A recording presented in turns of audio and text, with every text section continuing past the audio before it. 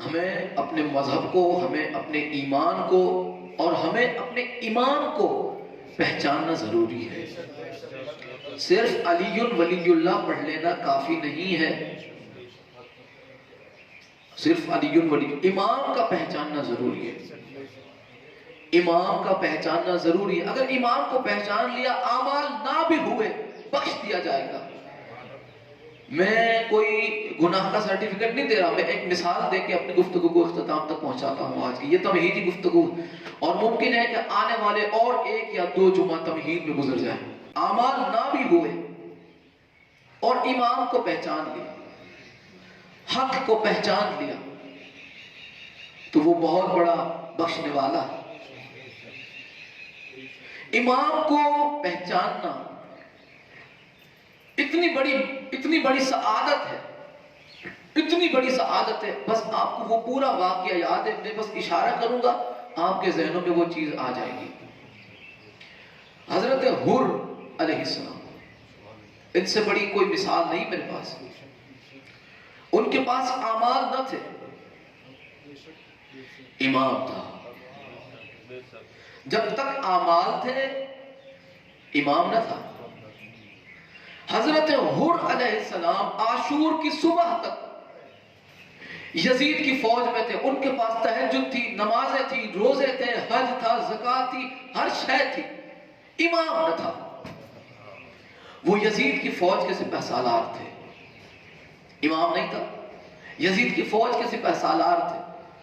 تو کیا ان کے اعمال ان کی بخشش کا ذریعہ بنتے؟ نہیں۔ وہ اس وقت تک لعنت اللہ کی فوج میں تھے، اس لسٹ میں تھے کہ جن پہ اللہ کی لعنت برستی ہے، جب تک ان کے پاس امام کی معرفت نہ تھی۔ امام ان کے سامنے تھے، معرفت نہ تھی۔ اعمال پاس تھے، نمازیں پاس تھی، نیکیاں پاس تھی، لیکن امام سے دور تھے۔ سمجھتے ہو؟ امام سے دور تھے، اور جتنے بھی امام سے دور تھے اس وقت سب کے سب بتائیں کہاں گئے؟ جہنم میں۔ کیا ان کی نمازیں ان کے ساتھ نہ تھی؟ تھی۔ کیا روزے ان کے ساتھ نہ تھے؟ ضرور تھے۔ کیا نیکیاں ان کے پاس نہ تھی؟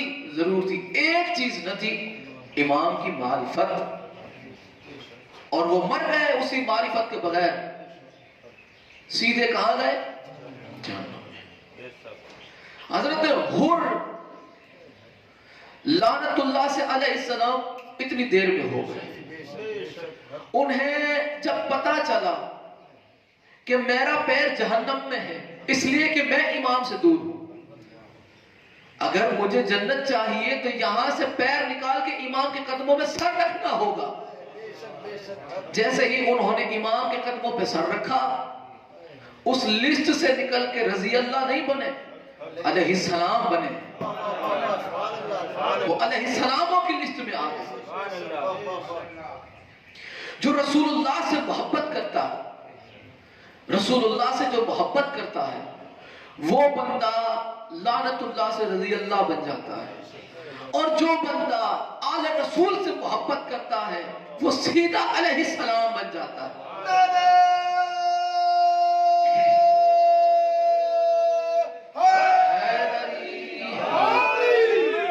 امام کی معرفت ضروری ہے۔ اگر ہم امام سے غافل ہیں، ہماری نیکیاں، ہمارے اعمال، ہمارے کوئی کام نہیں آنے والے۔ ماتم نیتتن جاہلیہ، تو نے اعمال کیے، تو جاہلیت کی موت مرے گا اگر تو نے زمانے کے امام کو نہیں پہچانا۔ اور ہمارا جو عقیدہ ہے، ہم تو اماموں کے ہی ماننے والوں میں، ہمارا تو غیروں سے کوئی واسطہ ہی نہیں۔ امام کو صرف ماننا کافی نہیں، ان کے لیے تیاری کرنا ضروری ہے۔ ہر دور میں جس نے امام کا زمانہ پایا، اس نے امام کے لیے کچھ نہ کچھ کیا ہے۔ گھر میں بیٹھ کے حلوہ نہیں کھایا، انہوں نے کیا ہے کچھ نہ کچھ۔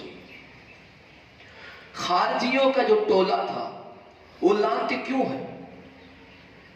ان کی تو نمازیں ایسی تھی، ان کے سروں پہ داغ تھے سجدوں کے، ایسی نمازیں پڑھتے تھے یہ لوگ، لیکن لانتی تھے کیوں؟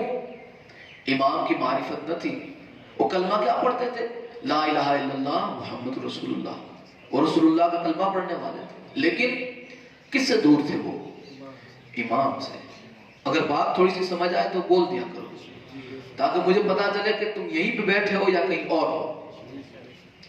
وہ امام سے دور تھے، اس لیے لعنت کے حقدار ہوئے۔ رسول کو ماننے والوں میں سے تھے، لیکن امام سے غافل تھے، بلکہ امام کے دشمن تھے۔ امام کی معرفت نہ تھی، اسی لیے امام کے دشمن تھے، حالانکہ امام ان کے سامنے تھے۔ انہوں نے امام کا زمانہ پایا۔ عباسی جو حکمران تھے، عباسی، ان میں اکثر لعنتی تھے، اکثر، میں سب نہیں کہہ رہا۔